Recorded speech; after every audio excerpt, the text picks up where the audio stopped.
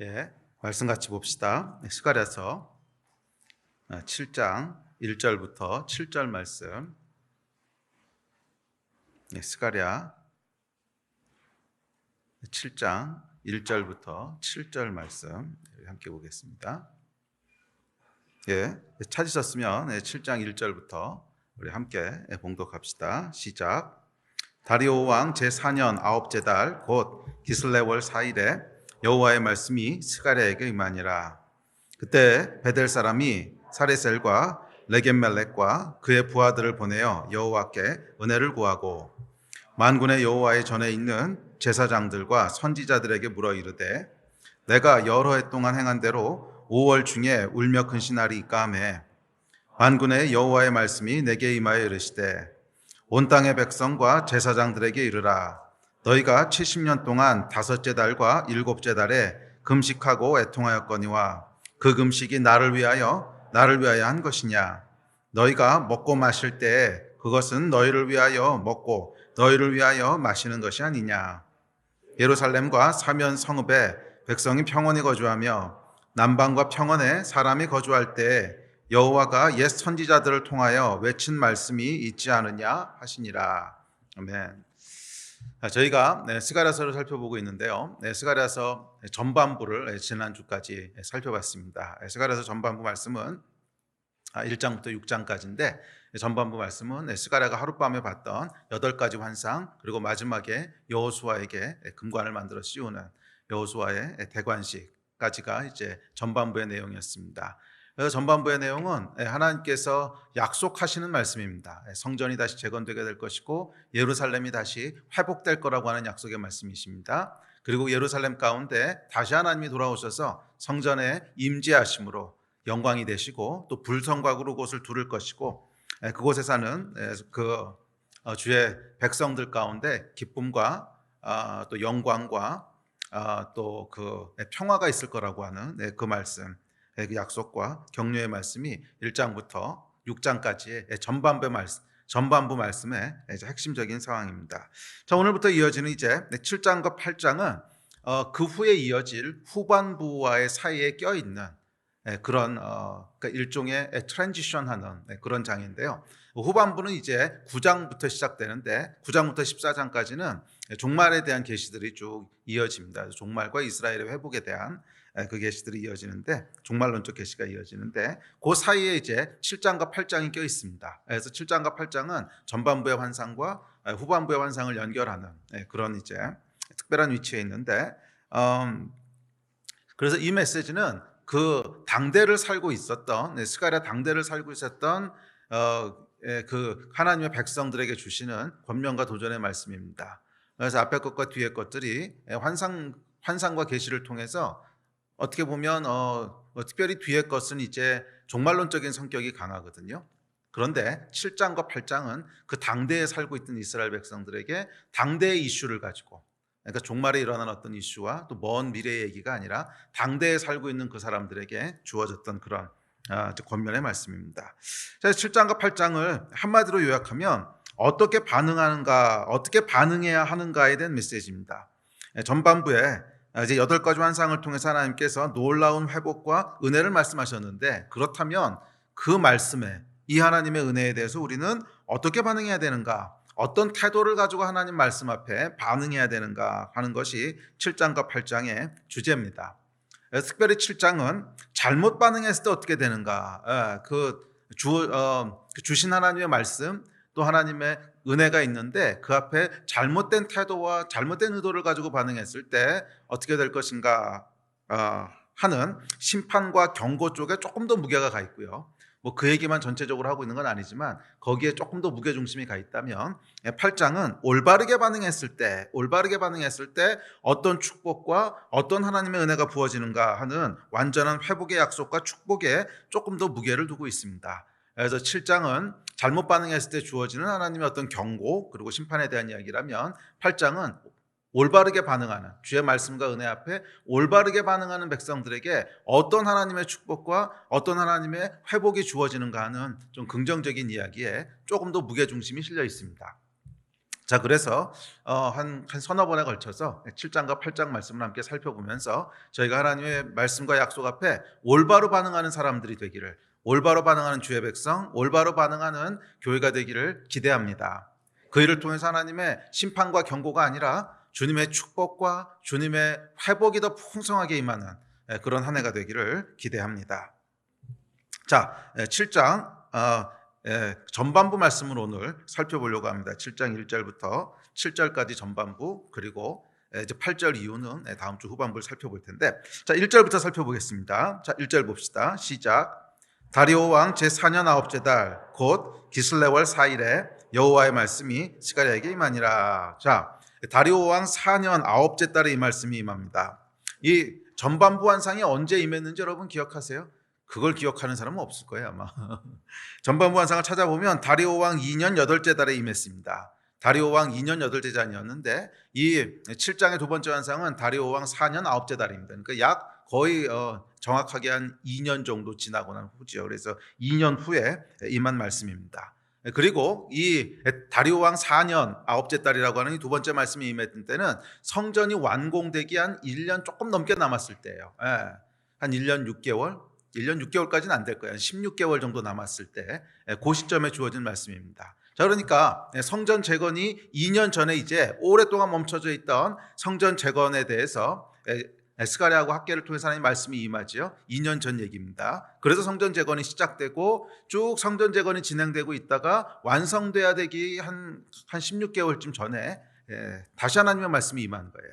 자, 그러니까 이것이 약 거의 한 가운데쯤 되죠.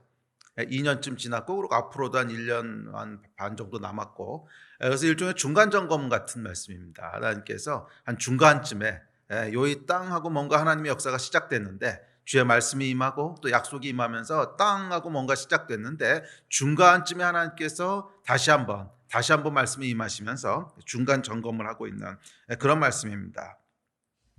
사람이 말입니다. 사람은요, 처음 하나님의 말씀을 듣고 은혜를 받았을 때는 마음이 충만합니다. 그래서 영적인 에너지가 충만해요. 그래서 뭐든지 할 수 있을 것 같습니다.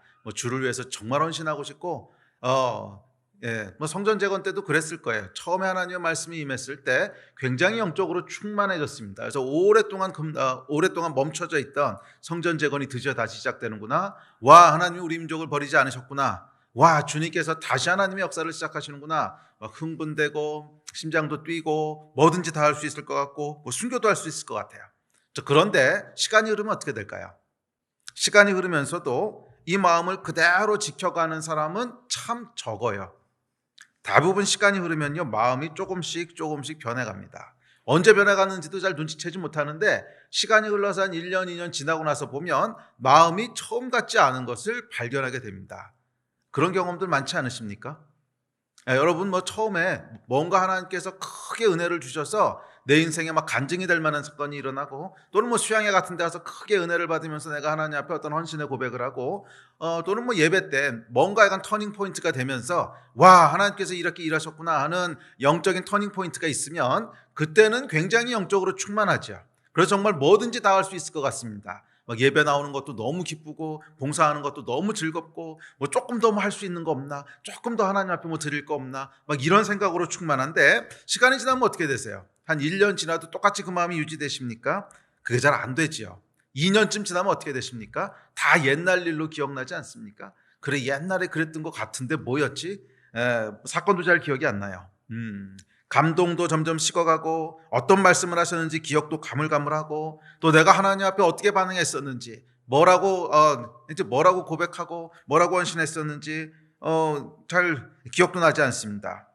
처음에는 성전 재건이라는 말만 들어도 정말 심장이 뛰고 눈물이 나고 뭐든지 다 할 수 있을 것 같았는데, 어느 순간부터 성전 재건이라는 말을 들어도 그냥 무덤덤해요.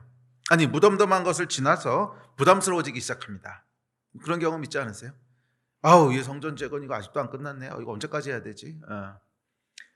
계속 이러고 있자니 이거 너무 지치고 힘드네. 이거 언제까지 해야 돼? 이런 마음들이 슬금슬금 우리 안에 자리 잡기 시작합니다. 안 그럴 것 같죠? 아니요, 안 그런 사람 못 봤어요. 거의 대부분의 사람들이 이 패턴을 따라갑니다. 그게 죄예요, 죄. 타락한 인간의 현실입니다. 또한 사람은요, 그러니까 죄송합니다. 화장실 들어갈 때 다르고 나올 때 달라요. 그게 인간이에요. 예. 그래서 정말 막 급하고 정말 큰 위기의 상황 가운데 뭔가 하나님이 딱 역사를 하시면 그때는 정말 뭐든지 다 할 수 있을 것 같아요. 뭐든지 다 할 수 있을 것 같고 막 감격과 감동과 마음이 움직이죠. 그런데 그렇게 해서 위기가 해결되고 평안한 시간이 지속되기 시작하면 언제 그랬냐는 듯이 우리 마음이 바뀝니다. 참 인간의 마음이요 간사해요. 그래서 성경이 무릇 지킬 만한 것 중에 마음을 좀 지키라고, 마음을 좀 지키라고. 사람의 마음을 이렇게 들여다보시니까 이게요 너무 간사한 거예요. 너무 간사한 거예요.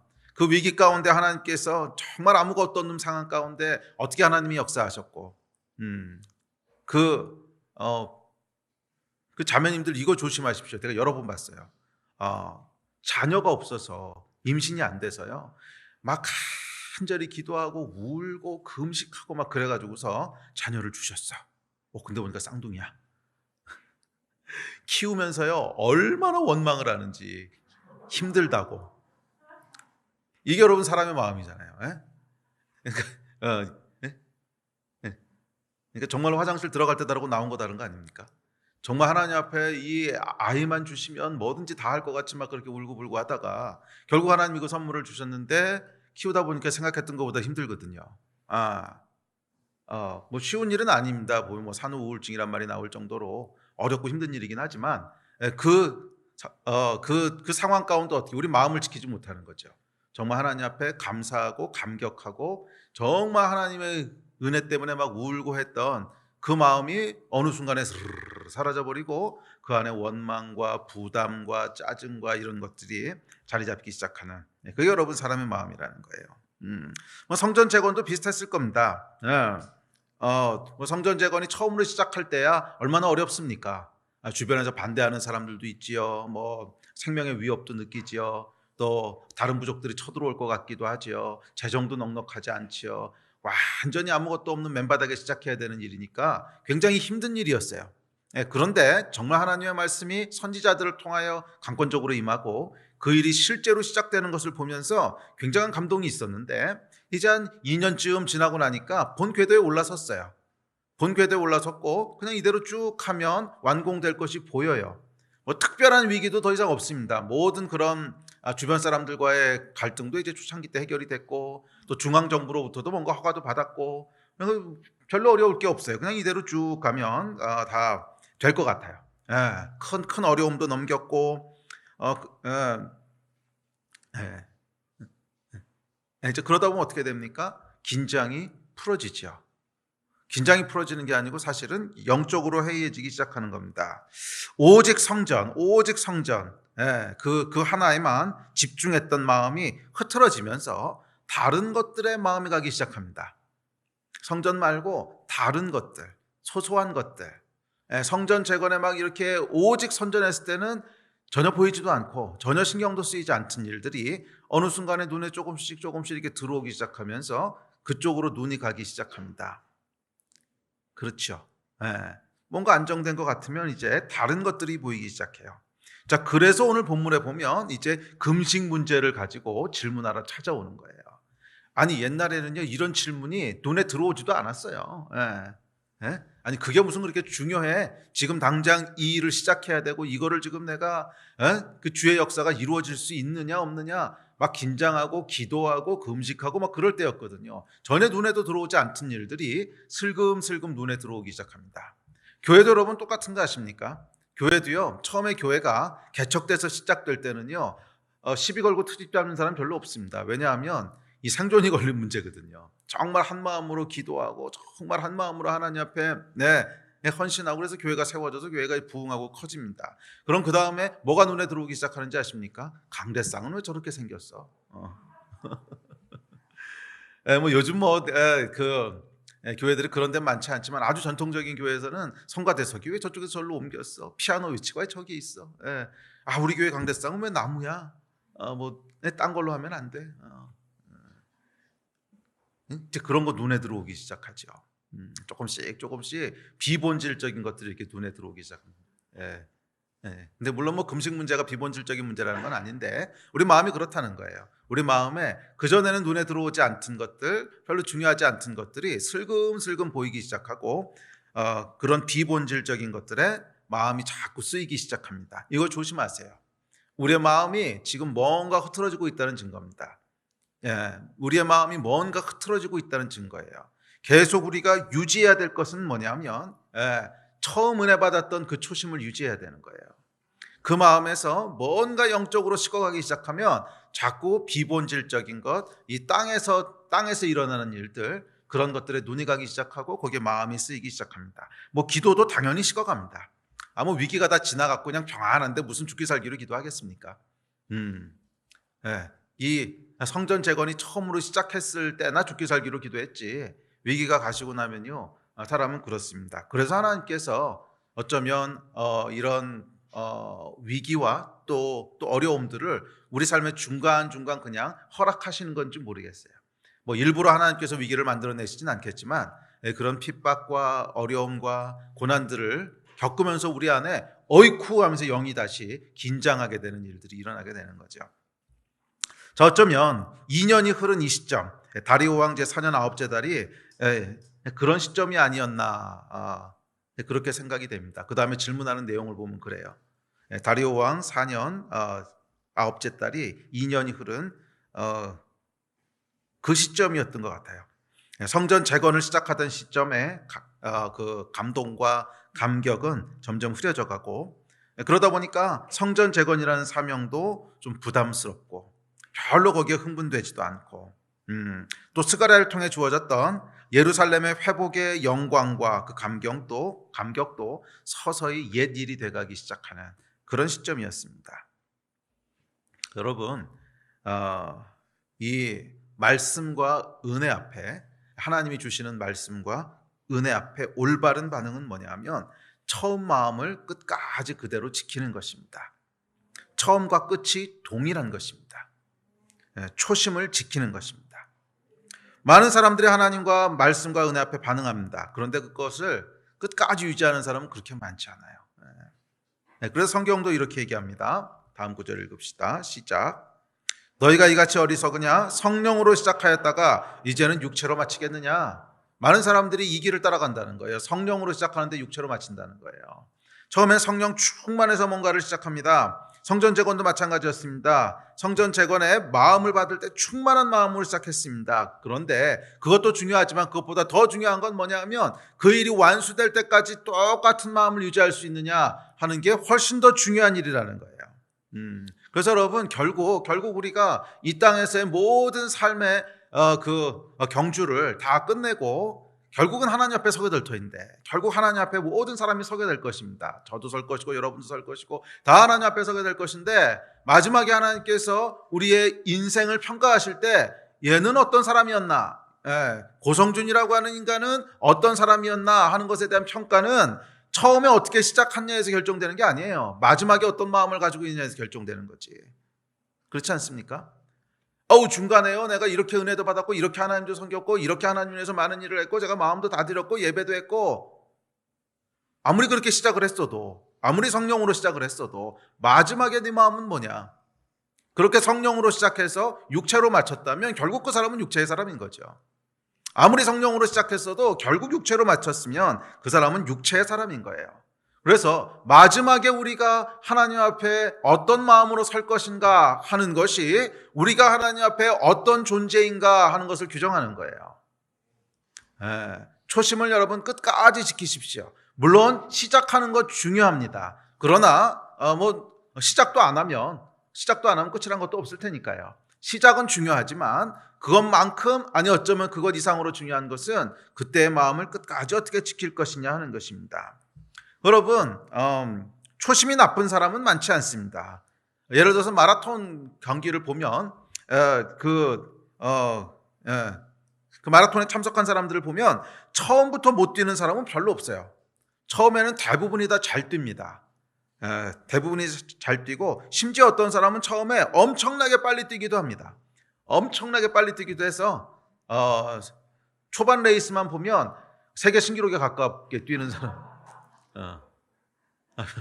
근데 웃을 게 아니고 진짜 그래요. 제가 마라톤 경기를 TV로 본 적이 있는데 초반 레이스를 보면 그러니까 세계 신기록을 내려면 각 구간을 얼마에 뛰어야 된다는 게 나오잖아요. 초반 레이스에 보면 세계 기록보다 빨리 뛰는 사람들이 꽤 많아요. 웬만한 대회를 보면 초반 레이스는 세계 기록 보유자들보다 더 빨리 뛰는 사람이 꽤 많다는 거예요. 근데 그 사람들은 반환점을 돌기 전에 대부분 다 나가 떨어져요. 대부분 나가 떨어지고 결국 누가 우승하느냐 하면 처음 속도를 끝까지 유지한 사람이 우승해요. 예. 처음 속도를 끝까지 똑같이 유지하는 사람이 결국 우승해요. 예. 그래서 마라톤 기록 보유자들을 보면 처음에 뛰었던 속도와 마지막에 들어올 속도가 거의 똑같아요. 거의 아무 차이가 없어요. 똑같은 속도로 42km를 그냥 그대로 뜁니다. 그 사람이 면류관을 받는 거예요. 영적으로도 여러분 똑같습니다. 초심은 누구나 좋습니다. 초심부터 잘못되었다면 그건 신앙생활을 시작한 게 아니죠. 아직 시작을 안 한 거고 신앙생활을 시작했다고 하는 것은 초심은 다 좋다는 거예요. 성령으로 시작한 거 맞습니다. 성령님의 역사가 있었고 그 은혜를 받았고 그 말씀 앞에 반응했고 그래서 여러분들이 오늘 여기 계신 거 아닙니까? 뭔가 하나님이 여러분 인생 가운데 역사를 하셨으니까 여러분이 크리스찬이 되었고 그래서 오늘 이 자리에 있고 예배를 사모하는 것이죠. 자, 그런데 문제는 초심이 아니고 말씀이에요. 말씀. 마지막 마음은 어떠냐는 거예요. 말씀은 어떠냐는 거예요. 처음에 내가 받았던 그 하나님의 은혜와 그 하나님의 사랑과 감격과 말씀과 또 소망과 믿음과 그래서 하나님 앞에 드렸던 헌신과 고백과 이 초심이 말씀까지 그대로 변치 않고 유지되고 있습니까? 이 질문을 오늘 던지고 있어요. 스가랴서 7장이 처음으로 던지고 있는 질문은 네 마음이 처음하고 똑같냐라는 질문이에요. 그래서 2년 만에 다시 하나님의 말씀이 임하기 시작한 거예요. 2년 전에 내가 너희에게 말씀으로 임했을 때 너희가 보였던 그 반응들이 있고 그 반응이 굉장히 하나님을 기쁘시게 했는데 지금 2년이 지금 이 시점에도 똑같이 그 마음을 유지하고 있느냐? 그래서 8장에 넘어가 보시면 알겠지만 이 8장에 나오는 약속들은요 거의 대부분이 1장부터 6장까지 했던 내용들을 다시 리피트하고 있습니다. 7장은 이제 잘못된 반응 때문에 야단치시는 거고 8장에는요 새로운 약속이 아니라 그냥 했던 약속들을 다시 리마인드 하세요. 왜? 그 마음이 계속 흐트러지기 때문에 그래요. 처음 마음을 끝까지 유지하는 그런 여러분들이 되시기를 주의 이름으로 축복합니다. 참 불행하게도 많은 사람들이 성령으로 시작하지만 육체로 마칩니다. 충만했던 마음이 식어가고 감동은 흐릿해져 갑니다. 기대와 흥분은 덤덤한 지루함으로 바뀌어가고요. 헌신의 열정은 부담으로 대체되기 시작합니다. 슬프게도 많은 사람들이 이 길을 따라요. 그래서 우리가 싸워야 될 영적 싸움은 마음이 변치 않도록 유지하는 전쟁입니다. 은혜를 까먹지 않는 전쟁입니다. 은혜를 까먹지 않는 예배의 감격을 흐려지지 않게 하는 전쟁입니다. 또 신앙생활의 기쁨과 약속의 기쁨을 유지하는 전쟁입니다. 초심을 유지하는 전쟁이에요. 그래서 이것을 성경은 충성이라 그러죠. 충성이라 그러죠. 그리고 성경은 이렇게 얘기합니다. 시작. 그리고 맡은 자들에게 구할 것은 충성이니라. 하나님께서 충성을 보기 원하신다는 거예요. 충성된 자들을 찾으신다는 거예요. 여러분은 초심을 지키고 계십니까? 은혜의 순간에 받았던 그 마음, 그 감격 계속 한결같이 유지하고 있으십니까? 만약 그렇지 않다고 느끼신다면 다시 시작하셔야 됩니다. 그렇지 않다고 느끼신다면 다시 하나님 앞으로 나오셔야 됩니다. 만약 뭔가 달라졌다고 느끼신다면 다시 하나님의 은혜를 맛보셔야 됩니다. 그래서 오늘이 여러분의 다리오 왕 4년 9째 달이 되셔야 돼요. 옛날에 받았던 은혜, 그거 옛날에 받았던 거고요. 그게 오늘의 오늘의 여러분의 신앙을 보장해 주는 게 아니에요. 그건 그냥 2년 전에 있었던 일일 뿐이에요. 오늘의 내 마음은 어떤가? 2년 전에 내 마음 말고요. 그때 내가 은혜가 있었어. 그때 내가 아니 여러분 그건 다 옛날 일입니다. 그거 가지고 하나님 앞에 쓰는 거 아닙니다. 내가 옛날에 뭐를 했고 옛날에 무슨 일을 했고 옛날에 선교지에서 몇 년을 보냈고 그건 다 과거 얘기고요. 지금은 어떠냐는 거예요. 결국 하나님 앞에서 우리가 어떤 사람인가 하는 것은 마지막에 하나님 앞에 서는 그 순간에 어떤 마음을 가지고 있는가에 의해서 그것에 의해서 이제 결정되는 것이지 10년 전에 뭐 했고 20년 전에 뭐 했고 젊어서 뭐 했고 그게 무슨 상관이에요. 그건 다 과거 얘기죠. 지금 여러분들의 마음을 한결같이 지키시기를 다시 한번 주의 이름으로 축복합니다. 아멘. 자, 이어지는 2절과 3절은 7장과 8장의 배경이 되는 그 질문이 이제 등장합니다. 자, 이제 질문을 중심으로 7장, 8장 내용이 쭉 진행이 되는데요. 질문의 내용은 이렇습니다. 2절, 3절 같이 읽어봅시다. 시작. 그때 베델 사람이 사레셀과 레겜멜렉과 그의 부하들을 보내어 여호와께 은혜를 구하고 만군의 여호와의 전에 있는 제사장들과 선지자들에게 물어 이르되 내가 여러 해 동안 행한 대로 5월 중에 울며 근신하리까. 이제 베델 사람이 제사장들과 선지자들에게 사람을 보내서 묻습니다. 이 베델 사람이 누군지에 대해서는 학자들마다 조금씩 달라요. 이 찾아온 사람들의 이름이 이방인의 이름이었던 걸 보면 아직도 바벨론에 남아있는 사람들이다라고 해석하는 학자도 꽤 많고, 또 반대로 아니다, 그냥 그 베델은 우리가 알고 있는 그 지역을 말한다, 이렇게 얘기하는 사람도 꽤 많아요. 그래서 뭐 정확히 모르겠습니다. 근데 중요한 이슈는 아니고요. 하여간 이스라엘 백성 중에 뭐 돌아온 사람이든 돌아오지 않은 사람이든 모르겠는데 하여간 사람들이 와서 물어봤다는 거예요. 그리고 나중에 온 땅과 제사장들은 들으라, 그러고 하나님 말씀하시는 거 보면 이 사람들만 궁금했던 게 아니라는 거예요. 모든 사람들이 똑같이 다 궁금했던 건데 그냥 이들이 와서 물어봤다는 거죠. 자, 그 질문의 내용이 뭐였냐면 이거였습니다. 제가 오랫동안 해오던 5월 금식이 있는데, 정기 금식일이 있는데 이 5월 정기 금식일을 계속 해야 됩니까? 이 질문을 지금 하고 있는 거예요. 자, 이 질문의 배경을 이해하기 위해서는 질문을 이해하기 위해서는 정기 금식에 대한 그 배경을 좀 이해할 필요가 있습니다. 이스라엘 사람들에게는 정기적으로 금식하는 날들이 정해져 있어요. 정기적으로 금식하는 날들이 정해져 있는데 1년에 총 5번을 정해서요, 정기적으로 딱 그날이 되면 금식을 합니다.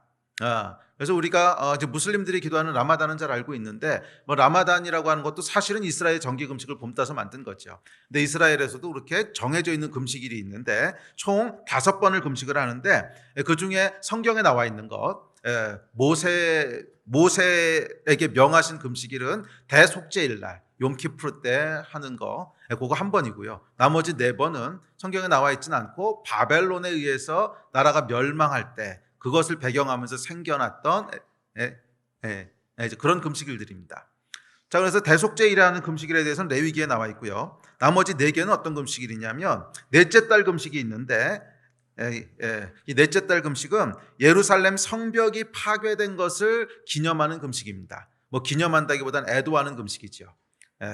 그러니까 우리가 여호와께 불순종했기 때문에 예루살렘 성벽이 파괴됐구나, 그래서 애도하면서 금식하는, 이 수치를 잊지 말자, 이 하나님의 심판의 메시지를 기억하자, 그래가지고 금식하는 것이 넷째 달 금식입니다. 자, 5째 달 금식은 뭐냐면 성전이 불타버린 날을 애도하는 금식입니다. 성전이 불타버린 날을 애도해서 금식하는 날이에요. 그 다음에 7번째 금식이 있는데, 그러니까 7번째 달 금식은 뭐냐면 느부갓네살이 세웠던 그달리아가 살해된 날입니다. 이제 그달리아는 총독 비슷하게 세웠죠. 느부갓네살이 그달리아를 세웠는데 그 사람이 살해된 날을 기념하는 것이 7번째 달 금식이고요. 마지막 5번째는 10번째 달 금식이 있는데 예루살렘이 포위된 날, 예루살렘이 포위돼서 망하기 직전에 그것을 이제 애도하고 또 잊지 말자는 금식입니다. 자, 그런데 이들 중에 이 5가지 금식 중에서 오늘 본문에 나오는 질문은 5번째 달 금식이지요. 5번째 달 금식이 뭐에 대한 금식이라고 그랬어요? 성전이 무너지고 불타버린 거, 그거를 기념하고 애도하는 날입니다. 자, 탈무드에 의하면 흥미로운 것이 BC 586년에 바벨론에서 성전이 무너진 날과 AD 70년에 로마에 의해서 스룹바벨 성전, 지금 이 스가랴 때 세우고 있는 이 성전이 다시 무너지는데 그 무너진 날이요, 정확히 같은 날이었대요. 흥미롭죠? 5째 달 9일. 그래서 오늘날 달력으로 하면 대충 8월 정도가 된다고 하는데, 자, 일치한다고 합니다. 자, 이건 성전이 무너진 게 우연이 아니라는 거예요. 하나님께서 성전이 무너질 때 명확한 메시지를 가지고 무너뜨리셨다는 거죠. 자, 이건 이렇습니다. 그래서 유대인들은 AD 70년에도 역시 같은 날 성전이 무너졌기 때문에 지금까지 이 5째 달 금식을 계속 유지하고 있고 지키고 있습니다. 자, 근데 어쨌거나 이제 본문으로 다시 돌아오면 스가랴 때 사람들이 찾아와서는 이 5째 달 금식을 계속 지켜야 하는지 묻습니다. 왜 콕 집어서 다섯째 달 금식을 물어볼까요? 지금 성전이 재건되고 있으니까. 예. 다섯째 달 금식이 왜 한 거예요? 성전이 불타서 무너지니까 시작된 금식 아닙니까? 자, 이제 무너졌던 성전이 재건되고 있지 않습니까? 성전이 무너진 것을 애도하고 그 이유를 회개하는 금식이 다섯째 달 금식이었다면 이제 곧 성전이 재건되는데 그래도 계속 애도하고 금식한다고 하면 좀 이상하지 않습니까? 굳이 이거 할 필요 있겠습니까? 그래서 물어본 거예요. 충분히 궁금해할 만한 질문 아닙니까? 성전이 무너지는 것을 기념하는 금식일인데 성전이 재건되고 있으니까 이걸 이제 없애도 되지 않습니까? 그래서 물어보는 질문이에요. 직접 이 질문을 했던 사람들은 베델 사람들이지만 5절에서 스가랴가 온 땅 백성과 제사장들은 들으라 그러고 대답하는 것으로 보면 아마 다른 사람들도 다 똑같이 궁금해했던 질문이었던 것 같아요. 성전이 재건되고 나면 다섯째 달 금식을 계속할 필요가 있나? 안 해도 되지 않나? 이런 거죠. 자, 이 질문에 대해서 이제 하나님께서 대답을 하십니다. 그 대답이 이제 7장과 8장 전체의 내용이에요. 이 질문에 대한 대답으로 쭉 이야기를 하시는데 yes, no로 대답하시지 않고 7장에 2개, 8장에 2개, 그래서 4가지 메시지를 주십니다. 4가지 메시지를 주시면서 특별히 7장에는 2가지 메시지는 앞서 얘기했지만 조금 꾸짖으시는, 그래서 부정적인 메시지로 회개와 경고를 하고 있는 메시지고 8장의 2가지 메시지는 좀 긍정적인 메시지로 회복과 약속을 주시는 그런 메시지입니다. 자, 그런데 yes, no로 대답하지 않으시고 이렇게 긴 메시지를 주신 이유가 있습니다. 그 얘기는 뭐냐면, 그 의미는 뭐냐면 이 질문은 yes도 될 수 있고 no도 될 수 있기 때문에 그래요.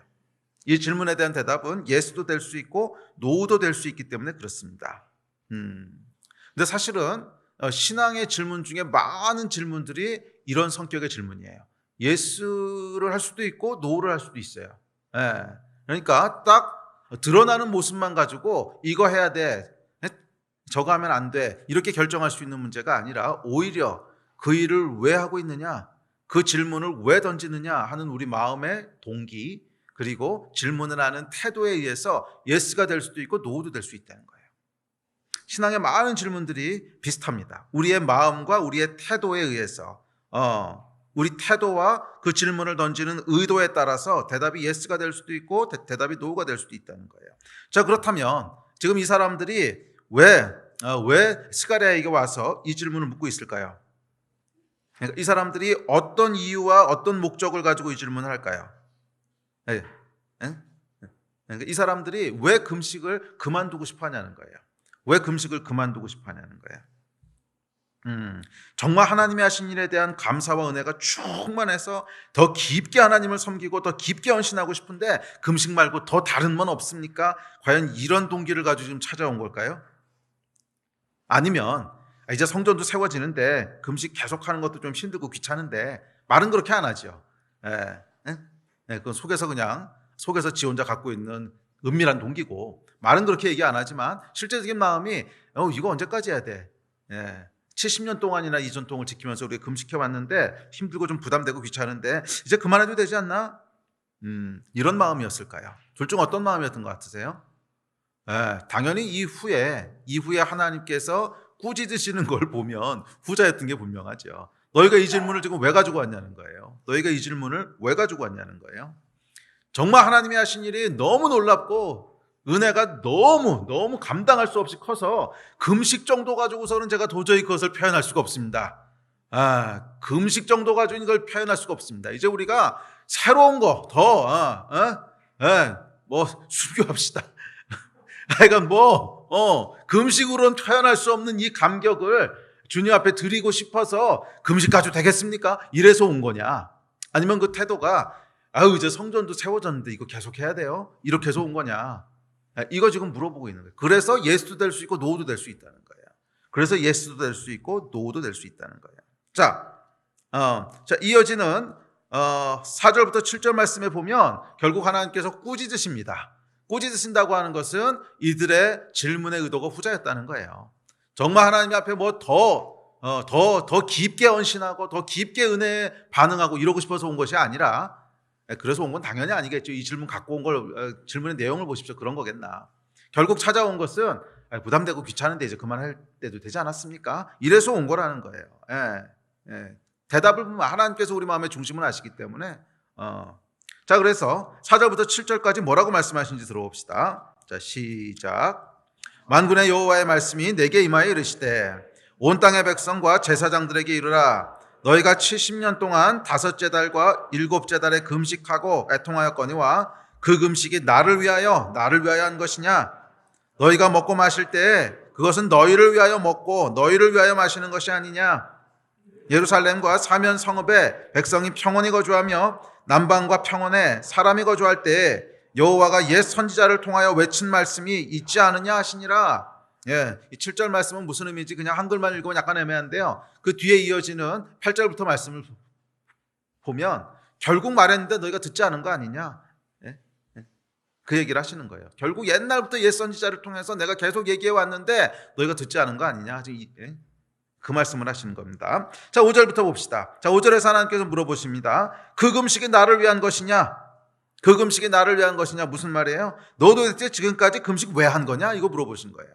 너희가 70년 동안이나 이 금식을 해왔는데 이 금식 도대체 왜 한 거냐? 금식의 동기가 뭐고 이유가 뭐였냐? 예, 근본적인 마음의 동기를 물으십니다. 제가 목회를 하다 보면요, 받는 질문들 중에 이런 게 있어요. 그 크리스찬은 정말 담배 피면 안 되나요? 담배 피지 말라는 얘기가 성경에 어디 나와 있습니까? 이런 질문들. 또 술 마시지 말라는 건 어디 나와 있죠? 네, 성경 어디에 술 마시지 말라는 얘기가 나와 있습니까? 뭐 이런 질문들. 또 11조를 할 때 목사님, 새 전에 11조를 띄는 겁니까? 새 후에 11조를 띄는 겁니까? 이것도 물어보신 분들이 있으세요. 새 전 11조입니까? 새 후 11조입니까? 예, 참 꼼꼼하신 분이에요. 또 주일 성수를 꼭 해야 됩니까? 또 요즘 젊은 세대들 같은 경우에는 혼전 순결에 대한 말씀이 성경에 어디 있습니까? 뭐 이런 것들, 뭐 그런 것들에 관한 여러 개 물어보세요. 자, 정말 궁금해서 물어보시는 분들도 계세요. 정말 궁금해서 그래서 물어보시는 분들도 물론 계신데 그런 분들보다는 더 많은 분들이 사실은 하기 싫다라는 생각을 가지고 물어보시는 거예요. 하기 싫은데 꼭 그렇게 해야 됩니까? 뭐 이런 뉘앙스죠. 자, 그래서 이런 질문들은 공통적으로 신학적인 것 또는 성경적인 것을 묻는 듯 하지만 그 실제 속마음, 질문의 의도는요, 그래서 하기 싫다는 거예요. 표면적으로는 신학적인 걸 물어보는 것 같아요. 술, 담배를 꼭 해야 됩니까? 주일 성수가 필요합니까? 뭐 혼전 순결 어떻습니까? 약간 신학적인 것들을 물어보는 것 같은데 실제 그 속마음의 의도는 뭐냐면 하기 싫은 거예요. 내가 그렇게 하기 싫은 거예요. 뭐 교회를 안 다닐 수는 없는데 그렇다고 이걸 다 하기에는 부담스럽고, 이게 보통 누구한테 많이 나타나냐면 모태신앙들한테 많이 나타나요. 네? 모태신앙들한테 많이 나타나요. 그래서 차마 교회를 떠나지는 못해. 차마 교회를 떠나지는 못하는데 다 하기에는 부담스러워. 그래서 차마 떠나지는 못하고 이왕 하는 거 미니멈으로 하자. 네. 이왕 하는 거 미니멈으로 최소한 것만 하자. 이때 많이 나타나는 질문들이에요. 물론 다 그렇다는 건 아닙니다. 여러분들이 이런 질문했다고 해서 죄책감 가질 필요는 없어요. 진짜 궁금해서 할 수도 있는데 사실은 진짜 궁금해서 하시는 분들도 있지만 또 많은 분들이 실제로는 하기 싫어서 하신다는 거예요. 그냥 미니멈으로 하고 싶어서. 근데 또 교회를 떠나지는 못해. 에이씨, 나 안 해. 그냥 불교로 귀의할까? 뭐 이렇게는 또 못해요. 오랫동안 교회를 다녔던 게 있고 또 안에 보면 하나님이 계신 것 같기는 하거든. 그래서 이렇게 확 차고 나가지는 못하는데 그래서 하는 거, 이왕 하는 거 잘하자 이게 아니고 이왕 하는 거 미니멈으로 하자. 최소한 면피만 하자. 면피 뭔지 아시죠? 면피. 이 주일날 거룩한 날 쓸 수 있는 용어는 아닌 것 같은데, 그러니까 면피만 하자. 자, 그러면서 공통적으로 이야기하는 것이 뭐냐면 은혜의 하나님이시라는 거예요. 하나님은 은혜의 하나님이신데 뭐 다 은혜로 주시는데 이 정도 가지고 뭐라 그러시겠어? 이런 거죠. 은혜를 이렇게 오용합니다. 어뷰즈예요. 그러니까 은혜를 갖다가 막 갖다 쓴다는 거예요. 자, 그런데 여러분, 진짜 은혜 받은 사람은 어떤지 아십니까? 진짜 은혜 받은 사람은요, 미니멈이 아니고 맥시멈을 하고 싶어요. 잘 생각해 보세요. 진짜 은혜 받은 사람은요, 아니 하나님이 나를 위해서 생명을 주셨는데, 와 내가 영원한 지옥 가야 될 사람을 천국으로 옮기셨는데, 아니 11조가 뭐냐, 11조가 적어도 10의 3조는 드려야지. 진짜 은혜 받은 사람은요 미니멈이 아니고 맥시멈을 하려고 합니다. 그게 은혜예요. 그런데 누가 미니멈을 하려고 하냐 하면 은혜를 누려보지 못한 사람이에요. 예. 그래서 나에게 하나님이 무슨 일을 하셨는지를 잘 모르는 사람이에요. 그렇지? 그럴 땐 뭐가 나오냐 하면 미니멈이 나와요. 미니멈을 재고 있는 거라는 거죠. 여러분 진짜 은혜는요 우리를 하나님 앞에서 쪼잔하게 만들지 않습니다. 오히려 은혜는 우리를 하나님 앞에서 넉넉하게 합니다. 아니 우리 하나님이 아들을 주셨는데, 영원히 지옥에 갈 나를 구원하셨는데 뭐 세전 11조 세후 11조가 뭐냐, 그냥 10의 10조를 다 드리고 싶은데, 그게 여러분 진짜 은혜 받은 사람 반응 아닙니까? 교회를 차마 떠나지 못하지만 미니멈으로 하겠다고 하는 분들은 사실은 은혜를 몰라서 나오는 반응이에요. 은혜 가운데 살아가신 여러분 되셨으면 좋겠어요. 그리고 오늘 스가랴서 7장에서 이 태도에 대해서 하나님께서 질타하시는 거예요. 너희가 70년 동안이나 금식했는데 그게 정말 나를 위해서 금식한 거냐? 너희가 70년 동안 금식했는데 정말 나를 위해서 한 거냐? 무슨 동기를 가지고 한 거냐? 그거 물어보시는 거예요. 자, 이어지는 6절입니다. 자, 시작. 너희가 먹고 마실 때 그것은 너희를 위하여 먹고 너희를 위하여 마시는 것이 아니냐? 너희를 위하여 먹고 너희를 위해서 마시는 것처럼 금식도 그렇게 너희를 위해서 한 것 아니냐? 그러고 물어보시는 거예요. 예, 뭐 금식 열심히 했는데 70년 동안이나 해왔는데 너희가 음식을 너희를 위해서 먹고 너희를 위해서 마시는 것처럼 금식도 너희를 위해서 한 것 아니냐? 여러분 금식뿐만이 아니라 다른 모든 신앙행위가 마찬가지인데요. 뭐 기도도 마찬가지고 예배, 봉사, 헌신, 섬김, 헌금, 모든 영적인 일은 마찬가지인데 두 가지 마음으로 행할 수 있어요. 하나는 하나님을 위해 행할 수 있고 하나는 나를 위해 행할 수 있어요. 너를 위해 행한 거 아니냐? 정말 나를 위해 행한 거냐? 두 가지 동기로 할 수 있다는 거예요. 뭐 드러나는 겉으로 보여주는 모습은 똑같아요. 전혀 구분할 수 없어요. 똑같이 예배드리고 똑같이 헌신하고 뭐 헌금하고 섬기고 봉사하고 다 할 수 있는데 실제로 전혀 다른 마음의 동기에서 할 수 있다는 거예요. 하나는 하나님을 위해서 그 일을 할 수 있고 다른 하나는 나를 위해서 그 일을 할 수 있다는 거예요. 나를 위해서. 자, 예를 들어서 금식을 하는데 종교적 만족을 위해서 할 수 있습니다. 내가 그래도 40일 금식을 했어. 이 정도면 내가 충분히 하나님 앞에 할 일을 했지. 자기 만족을 위해서 할 수 있다는 거예요. 그렇지 않습니까? 금식을 하는데 또 나는 헌금을 해도 마찬가지고 또 봉사를 해도 마찬가지고 나는 그래도 충분히 영적인 사람이야 하는 자기 만족을 위해서, 종교적 자기 만족을 위해서 할 수가 있습니다. 또는 과시하기 위해서 할 수도 있습니다. 과시하기 위해서 할 수도 있어요. 내가 이래 보여도 40일 금식한 사람이야. 과시하고 싶어서. 또는 죄책감을 덜기 위해서 할 수도 있습니다. 금식함으로 내가 있었던 죄책감을 떨어내고 싶어서. 또는 벌 받는 것이 무서워서 할 수도 있어요. 자, 이런 건 다 뭐예요? 나를 위해서 행하는 거라는 거예요. 너희가 금식 왜 했느냐? 나를 위해서 행한 거라는 거예요. 그리고 이런 것은 전혀 하나님과 상관없다는 거예요. 아무 상관이 없다는 거예요. 하나님과. 하나님을 위해서 금식하라는 거예요. 그 동기가, 그래서 하나님을 위해서 행하는 것은 그 동기가 철저히 하나님이에요. 이렇게 하면 하나님이 기뻐하시겠지. 이렇게 하면 하나님께서 좋아하시겠지. 또는 내게 행하신 일이 너무 감사해서 그냥 하나님께 더 드리고 싶어서, 그냥 하나님께 이렇게 하는 게 너무 좋아서, 그게 하나님을 위해서 하는 거라는 거예요. 뭐 금식을 하든 헌금을 하든 예배를 하든 기도를 하든 봉사를 하든 뭐라든지 간에 이렇게 하면 하나님 기뻐하시는구나. 그래서 내가 그냥 하나님께 더 그렇게 해드리고 싶은 거야. 너무 좋아서 그냥 그렇게 해드리는 거야. 하나님이 기뻐하시니까 너무 좋아. 더 해드리고 싶어. 더 드리고 싶어. 너무 하나님이 좋아.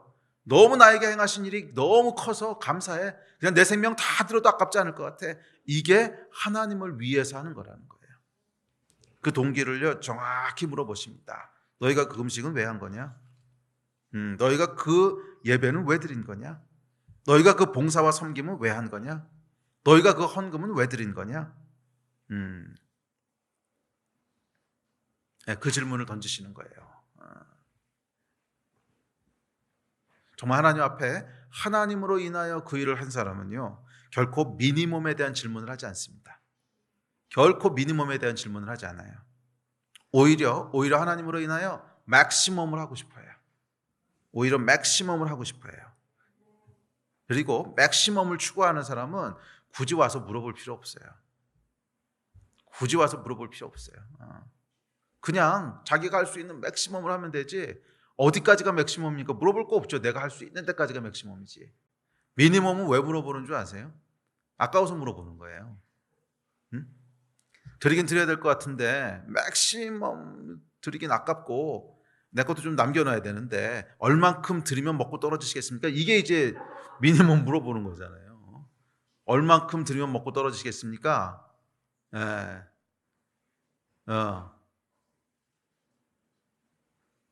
조금 과격하게 표현했지만 실제 마음은 그거랑 별로 다르지 않은 거예요. 우리 마음의 중심은 별로 다르지 않은 거예요. 예. 얼마나 해야 되겠습니까? 얼마나 해야 되긴 뭐 얼마나 해야 돼요. 원하는 만큼 하는 거지. 정말 하나님의 은혜에 반응하는 만큼 하는 거죠. 모든 영적인 원리는 다 똑같아요. 금식을 해도 그렇고 봉사를 해도 그렇고 섬기는 것도 그렇고 뭐 헌금도 물론 마찬가지고 미니멈 하는 마음을요 주님께서는 받지 않으세요. 그러니까 하나님께서 원하시는 것은 우리의 마음을 받으시는 것이지 우리가 드리는 어떤 물질을 받으시는 게 아니거든요. 그 뭐가 부족하다고 하나님이 그거 달라 그러시겠어요. 우리의 마음을 원하시는 것이기 때문에 이 마음은 하나님 앞에 드려지는 예물이 아니라는 거예요. 자, 마지막 7절입니다. 우리 7절 같이 읽읍시다. 시작. 예루살렘과 사면 성읍에 백성이 평온히 거주하며 남방과 평원에 사람이 거주할 때 여호와가 옛 선지자들을 통하여 외친 말씀이 있지 않느냐 하시니라. 자, 이 말씀은 다음 주에 이제 8절하고 이어서 조금 더 살펴볼 텐데, 자, 이들에게 왜 재앙이 내렸는가를 다시 상기시키시는 거예요. 평온할 때 옛 선지자들이 외친 말씀이 있지 않느냐, 너에게 이 말씀을 들었느냐, 듣지 않았기 때문이라는 거예요. 말씀이 있었는데 듣지 않았기 때문이라는 거예요. 물론 이들이 듣기는 들었을 거예요. 이제 물리적으로는 들었겠죠. 그러나 그 마음이 반응하지 않았다는 거예요. 그래서 예루살렘이 망할 때 보면 수많은 선지자들이 하나님의 말씀을 선포하는데 물리적으로는 전부 들었어요. 그런데 마음이 움직이지 않았어요. 마음이 반응하지 않았어요. 들을 때 이 사람들이 다 나에 대한 생각 외에는 없었어요. 다음 주에 살펴볼 후반부를 보면 분명히 그래요. 나에 대한 생각밖에 없었어요. 모든 하나님의 백성들이 어떻게 하나님께 더 드리지 이 생각하는 사람이 없었다는 거예요. 어떻게 하나님 앞에 맥시멈을 드리고 어떻게 하나님 앞에 더 드리지 이 생각하는 자는 없고 모두 어떻게 하면 면피할까만 고민했다는 거예요. 종교, 율법. 어떻게 하면 하나님께 미니멈을 드려서 하나님의 분노를 좀 잠재우고 어떻게 하면 미니멈을 드려서 하나님이 간섭하시는 걸 좀 막고 어떻게 하면 미니멈을 드려서 하나님의 저주가 임하지 않게 하고 그것 외에는 관심이 없었다는 거예요. 이것이 70년 포로 재앙의 이유였습니다. 그리고 오늘날 우리의 삶이 복을 누리지 못한다면 그 이유이기도 해요. 우리의 삶이 하나님께서 주시는 복을 누리지 못한다면 이 이유 때문에 그렇다는 거예요. 분명히 하나님께서 뭔가를 말씀하시는데 그 말씀을 듣지 않는 거예요. 물리적으로 듣지 않을 수도 있고 들었지만 그 마음이 움직이지 않았을 수도 있어요. 분명히 하나님이 말씀하시는데 그 말씀 앞에서 계속 미니멈을 생각하고 있는 거예요. 얼마나 하면 되는 거지? 세전 11조 해야 돼? 세후 11조 해야 돼? 그렇게 불안하면 그냥 10에 2조 하세요. 전혀 불안할 거 없잖아요. 그렇게 하면. 이 말씀을 하시고 있는 거예요. 기억하십시오, 여러분. 복 있는 자는요, 하나님께 넉넉히 드리는 자예요. 맥시멈을 드리고 싶어 하는 자예요. 그런 복 있는 여러분 되시기를 바랍니다. 우리 하나님께서 은혜를 주신 것은 이 은혜를 악용해서 미니멈을 하라고 주신 것이 아닙니다. 오히려 그 은혜로 인해서 더 깊은 헌신과 더 깊은 열정과 더 깊은 하나님과의 사랑의 관계로 나오라고 주신 거죠. 은혜로 말미암아 맥시멈을 하라고 주신 것입니다. 사실 하나님께서는 여러분 우리에게 맥시멈을 주셨잖아요. 자신의 목숨, 독생자 예수 그리스도 주실 수 있는 맥시멈을 주신 거거든요. 그게 여러분 사랑이에요. 사랑은 절대로 미니멈을 지불하지 않습니다. 이건 여러분 비즈니스예요. 미니멈을 지불하는 것은 이것은 사랑이 아니고 비즈니스예요. 사랑은 여러분 줄 수 있는 맥시멈을 주는 게 사랑이지 미니멈을 주는 건 사랑이 아니에요. 그리고 하나님께서 원하시는 것은 사랑의 관계를 원하십니다. 마음과 마음이 반응하는 관계. 정말 하나님 앞에 막 더 드리고 싶어 하고 또 하나님은 우리에게 더 축복하고 싶어 하시고 이 주의 백성과 하나님 사이에 정말 다 표현할 수 없고 설명할 수 없는 이 깊은 사랑의 연합을 원하시는 것이지 미니멈 지불하고 그냥 끝 뭐 이런 관계를 원하시는 것이 아니라는 거예요. 그렇다면 여러분 오늘 여러분은 어떤 질문을 하나님께 던지고 있습니까? 그리고 그 질문의 의도와 태도는 어떤 것입니까? 정말 하나님의 은혜 때문에 더 깊은 감격에서 나오는 더 큰 것 하나님께 드리고 싶고 더 깊은 하나님과의 교제로 들어가고 싶고 그래서 10의 1조가 아니라 10의 10조를 드리고 싶어서 던지는 질문입니까?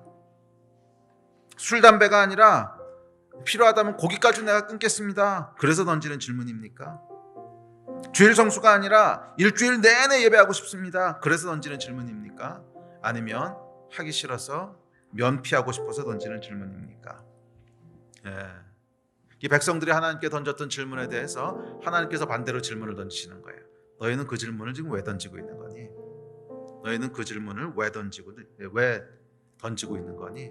다시 반문하십니다. 저는 저와 여러분이 2021년 한 해가 어떻게 안 드릴까를 고민하는 것이 아니라 어떻게 드릴까를 고민하는 해가 되기를 주의 이름으로 축복합니다. 그게 복이 있는 마음이에요. 그래서 하나님께서 주신 은혜를 사용해서 안 들어도 될 이유를 찾는 것이 아니라 더 드려야 할 이유를 찾는 여러분이 되셨으면 좋겠어요. 그 위에 하나님께서 축복하시고 또 약속하셔서 그 스가랴서 8장에 기록된 다음에 우리가 살펴보겠지만 정말 주의 백성들을 향한 놀라운 하나님의 약속과 축복들이 다 부어지게 될 줄로 믿습니다. 마음을 따라 흘러오는 거예요. 하늘의 축복은 마음을 따라 흘러오는 거예요. 안 들을 이유가 아니라 더 들을 이유를 찾으시는 그런 한 해가 되시기를 주의 이름으로 축복합니다. 오늘 본문에서 베델 사람들이 와서 질문했습니다. 5월 금식을 계속해야 됩니까? 우리도 계속 던지고 있는 질문 아닙니까? 뭔가 하나님께 계속 질문을 던지고 있는데 오늘 여러분은 어떤 질문을 던지시겠습니까? 어떤 마음으로 던지시겠습니까? 안 들어도 될 이유? 그만해야 될 이유를 혹시 찾고 계시진 않습니까? 그렇다면 초심을 다시 한번 돌아보십시오. 처음 마음이 어땠는지를 한번 돌아보십시오. 그 마음이 지금 뭔가 희석되어져 가고 변질되어 가고 있는 것은 아닙니까? 우리 다시 한번 하나님의 은혜 앞으로 나갑시다. 다시 한번 하나님의 말씀 앞으로 나갑시다. 그랬을 때 하나님께서 우리의 영혼을 다시 소생시키시고 다시 처음 마음으로 돌이키셔서 안 들어야 될 이유가 아니라 더 들어야 될 이유를 찾는 그 마음으로 바꿔주실 거예요. 이 은혜가 오늘 여러분 가운데 임하시게 되기를 간절히 기도합시다. 우리 같이 좀 합심해서 기도할 때 성령님 우리의 마음을 다시 한번 새롭게 하여 주셔서 다시 한번 처음 마음으로 돌이켜 주셔서 주님 앞에 멈춰야 될 이유가 아니라 더 해야 될 이유를 찾는 자들로 그렇게 바꾸어 주시옵소서. 우리 마음 가지고 함께 합심해서 한 3, 4분 정도 기도하십시다. 기도하시겠습니다.